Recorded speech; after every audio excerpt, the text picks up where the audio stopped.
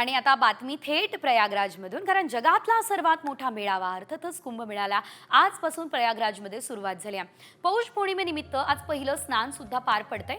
आजपासून पुढचे तब्बल 45 दिवस प्रयागराजमध्ये भक्तांचा महासागर लोटणार आहे। तर 45 दिवसांनी म्हणजे महाशिवरात्रीला 26 फेब्रुवारीला महाकुंभमेळ्याची सांगता होणार आहे।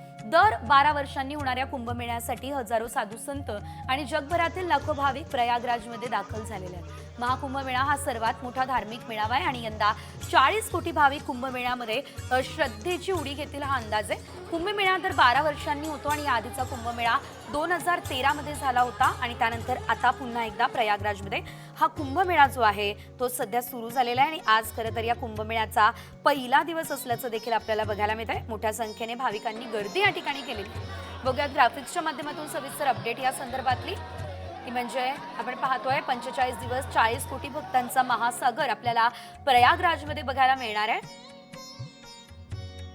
स्नानासाठी एकूण 41 घाट आणि 9 कायमस्वरूपी घाट असतील। 1.60 लाख तंबू, 15,000 स्वच्छता कर्मचारी सुद्धा या ठिकाणी तैनात असणार आहेत। शिवाय 13,000 रेल्वे आणि 200 चार्टर्ड विमानांची सोय सुद्धा या ठिकाणी करण्यात आली आहे। भाविकांसाठी विशेष सुरक्षा व्यवस्था, फायर फायटिंग बोट सुद्धा तैनात असणार आहे।